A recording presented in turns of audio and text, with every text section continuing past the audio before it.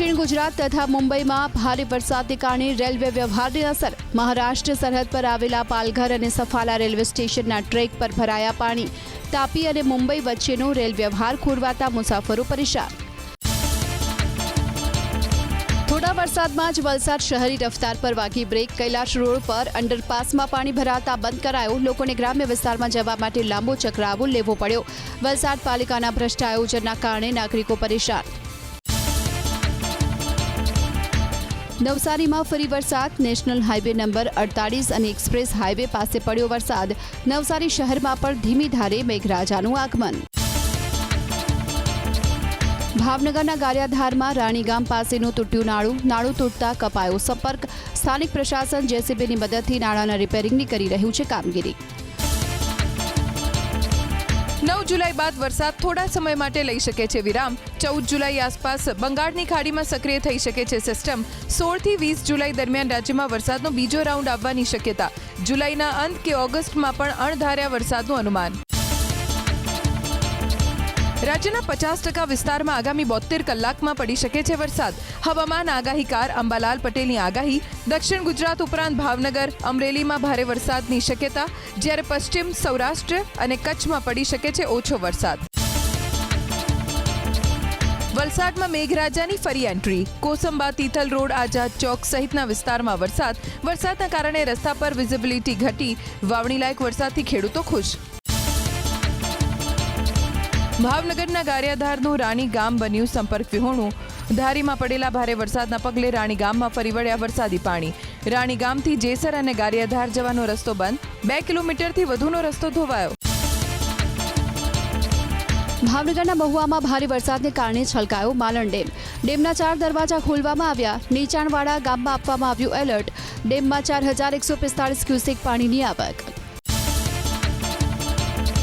અમરેલી જિલ્લામાં ભારે વરસાદના કારણે રસ્તાઓને અસર. પીપાવાવ અમરેલી નેશનલ હાઈવે બંધ થતા અવરજવરમાં મુશ્કેલી. હાઈવે ઓથોરિટીની નિષ્ક્રિયતા સામે રોષ. રોજ અનેક વાહનો થાય છે પસાર. કલોલમાં પડેલા વરસાદથી લોકોને મુશ્કેલી. અણઘડ આયોજનના કારણે ઠેર ઠેર ભરાયા પાણી. રસ્તા અને ડ્રેનેજના કામમાં લેવલિંગ વગર કરાઈ કામગીરી. નગરપાલિકા માર્ગ મકાન વિભાગની ખુલ્લી પોલ. ગીર સોમનાથની ઉના પોલીસ બની દેવદૂત. ઉનાના પાસવાડા ગામમાં જીવના જોખમે કર્યું રેસ્ક્યુ ઓપરેશન. પૂરના પાણીમાં ફસાયેલા ગામ લોકોને સલામત સ્થળે લઈ જવાયા. રાવલ ડેમના દરવાજા ખોલાતા નીચાણવાળા વિસ્તારને થઈ હતી અસર. સુરેન્દ્રનગર પ્રશાસનની બુદ્ધિનું પ્રદર્શન. વરસાદ ચાલુ હોવા છતાં રોડ બનાવવાની કામગીરી.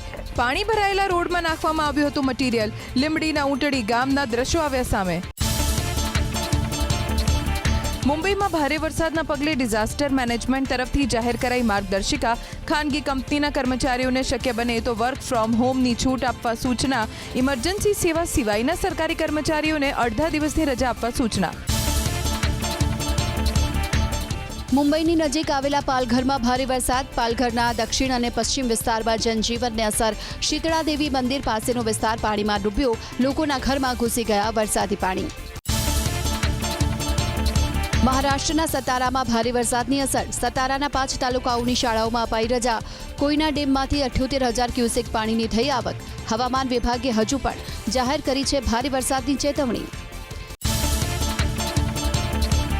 રાયગઢના મહાડ શહેરમાં નદીના પાણીનો પ્રકોપ. સાવિત્રી નદીનું પાણી શહેરમાં ફરી વળ્યું. અનેક દુકાન પાણીમાં ગરકાવ. મહાડ શહેરના અનેક વિસ્તારમાં થયું નુકસાન. મહારાષ્ટ્રના રાયગઢમાં ભારે વરસાદ. અંબા નદીનું પાણી રસ્તા પર ફરી વળતા રસ્તો થયો બંધ.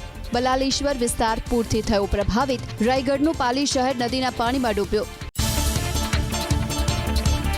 ડાંગ જિલ્લામાં ધોધમાર વરસાદ. ગિરિમથક સાપુતારામાં મનમોહક વાતાવરણ. વાદળો જમીન પર ઉતરી આવ્યા હોય તેવા દ્રશ્યો. સમગ્ર વિસ્તારમાં ધુમ્મસભર્યું વાતાવરણ.